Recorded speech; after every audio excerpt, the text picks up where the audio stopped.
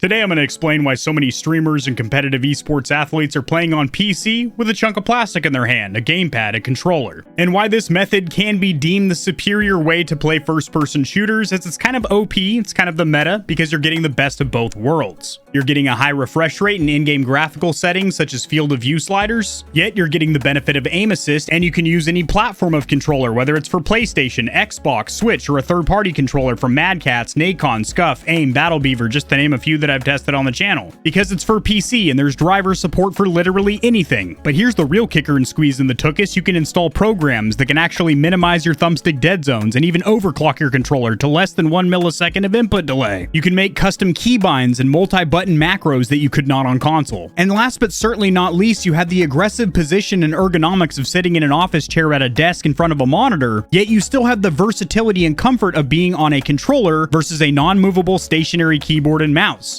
And you have access to better team comms, being able to use a slew of programs, Discord included. Now that was just a summary or brief overview as why playing controller on PC is the absolute meta and sees more benefits than virtually any other method of playing games. Now it's time to bust out our shovels and dig a little bit deeper.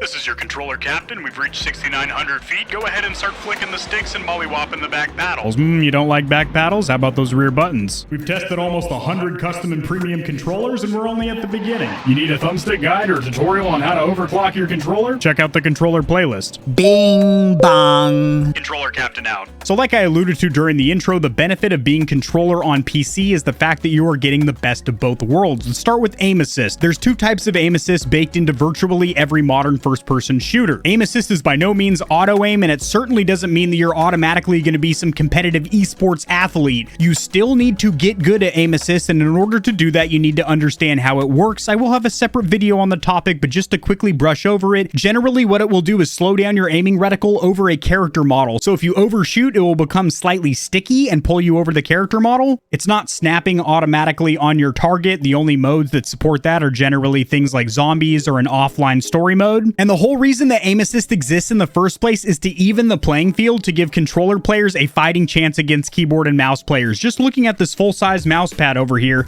if I move my keyboard to the left over here, I have about 8 to 10 inches of aim adjustment. As we're on a controller, you have about 3/4 of an inch. Maybe an inch if you have control freaks or some kind of a thumbstick cap on there to give you a little more leverage. But a good controller player knows how to leverage the power of aim assist and get it to work for them, and a good keyboard and mouse player will know how to break someone's controller aim assist. If it sounds like there's going to be in-depth tutorials on these topics in the future, you would be correct. Next up, on a PC, you have a much higher refresh rate. Generally, modern TVs cap out at about 120 Hz, and that's if you have HDMI 2.1 and a modern flagship TV. As we're on PC, this relatively inexpensive monitor is 165 Hz, 1440p. And there are monitors that go all the way up to 300 Hz or 300 FPS, frames per second. But you'll have to have a beastly rig or masculine PC in order to push that frame rate. Which brings me right into the topic of graphical settings. You have far more graphical settings in the option menus of PC games where you can actually fine-tune for a balance of beautiful fidelity and gorgeous graphics, but yet a high refresh rate that supports the native refresh of your monitor. And by adjusting these graphical settings, you can actually make character models pop from the screen to where you can pinpoint enemies a lot easier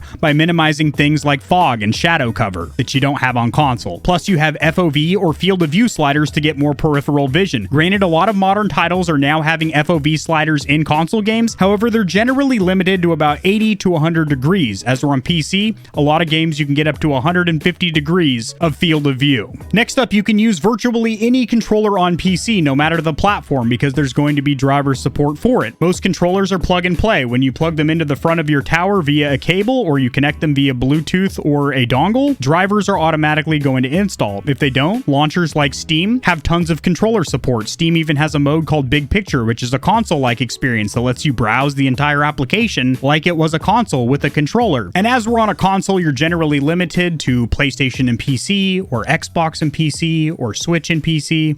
On the PC, you can use whatever you want, including a baked potato. There's probably drivers for it. Also, there are far more methods to connect a controller. You can use Bluetooth. Depending on your motherboard, you probably have the fastest Bluetooth technology available, which is 5.0. You also have wireless dongles, which are usually a dedicated 2.4 gigahertz connection. Then you can use any controller wired by plugging it into your PC. And you can buy this $20 adapter online, show it to that camera, show it to that camera over there.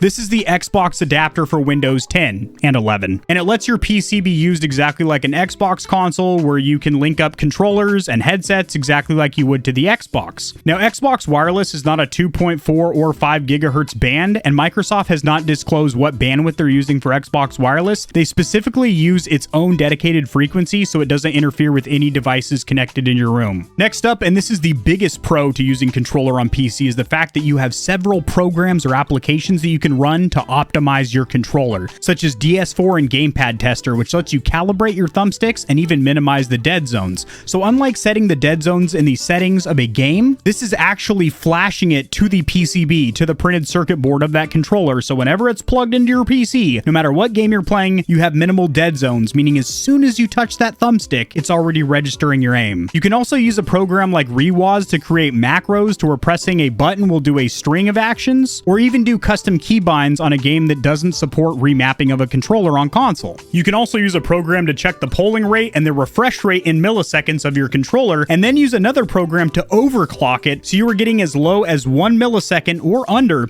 of input lag. You can even use a program called DS4 that will spoof your PC into thinking that a PlayStation 4 or 5 controller is an Xbox 360 controller, opening up a whole slew of compatibility for it. So just to summarize, you have a slew of programs that can make your thumbstick dead zones minimal, overclock your controller to have less than 1 millisecond of input delay, and set up macros to where you press a single button and it simulates pressing 30 buttons. So maybe you want to throw up a crazy structure in Fortnite, you can set up a custom keybind. That's a huge gray area if that's cheating or not, but it is a feature that is available to you on PC. Next up, on console, you are limited to either Xbox Chat or PlayStation Chat. However, on a PC, you have those applications you can install, Xbox Chat and PlayStation Chat. However, you also have applications such as Discord, Skype, Zoom, whatever you want to use. Discord's the main one. And Discord is awesome because you can actually see what your teammates see. For example, if you have 3 additional monitors other than your gaming monitor, you can see what each of your teammates see, which makes for some really awesome plays when you can see exactly where your teammates are. Also helps out in a game like Escape from Tarkov, where team killing will ruin friendships. Next up, at a PC, you're generally in a more aggressive and competitive position. As opposed to being a casual console player that's generally sitting on a couch in their living room or laying back in bed in their bedroom, you're sitting upright in an office or gaming chair about 3 feet in front of a monitor where you're focusing on enemy movements, can see the entire monitor and your peripherals, but you have the comfort of a controller in your hand. I grabbed this Razer Wolverine Chroma V2 off the wall. It can't be playable like this because it's a wired-only controller, but it'll work for the demonstration. Now, when I play keyboard and mouse, because I am proficient on keyboard and mouse as well, I have my hands locked on the WSAD keys like the guy from Scary Movie 2, and I keep my arm in one steady position as I use the mouse. Granted, I have a very comfortable wrist rest for my keyboard, and I rest my elbow up here on the edge of my L desk when I'm using my mouse.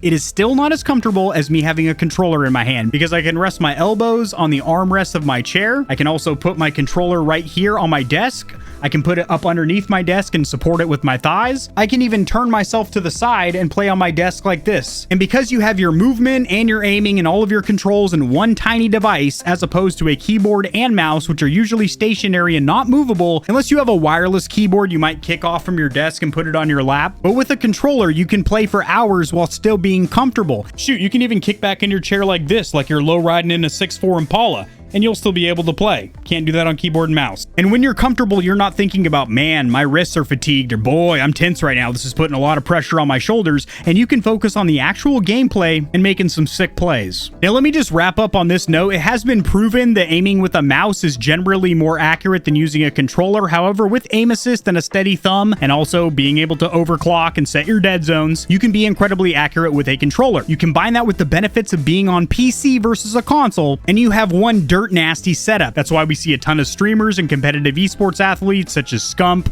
Nick Merckx, and Joe Woe playing PC with controller. So whenever you see a gamer say something like controller gang or don't bang or catch me flicking the sticks, there might be something behind those statements. If you enjoyed the video, liking it helps it to get seen by more gamers. This information will reach and assist them as well, which in turn helps me grow this little channel, which I do greatly appreciate. Subscribe for more content like this. I cover news in the gaming community and industry, tutorials helping you get set up streaming and YouTubing, as well as honest gaming product reviews, keyboards, mice, headsets, controllers, mics, chairs, etc. There are some hefty exclusive discount codes found only in the description of my videos and only for the audience here at Gamer Heaven. Check out Into the AM for some of the sickest looking and most comfortable cloth to ever grace my gaming giblets. If you don't want to be scorching your corneas with harmful blue light, check out Gamer Advantage, the only blue light glasses on the market that look sexy and actually work. If you're looking for a custom controller that'll blow the competition's tits back, AIM definitively has the best bang for buck or price to performance when it comes to Xbox, PlayStation, and Switch controllers. Nope, they don't do Switch, but they do gaming mice. I said doo-doo. I have links to all my other platforms and socials in the description below. If you need a quick laugh or blast of gamer adrenaline, check my short form videos out at TikTok. To get in touch with myself and the Stallions and Stallionettes of Gamer Heaven, join the community Discord, and check me out at twitch.tv where I go live every other leap year on a blue moon if it falls into an odd calendar number and my pH balance is on point. Just kidding, starting June I'm going to be live streaming a lot. Thanks for watching. This has been AK40 Kevin hosting Gamer Heaven, and I'll see you tomorrow because I upload daily, all the time, 60% of the time, sometimes, most of the time. Peace.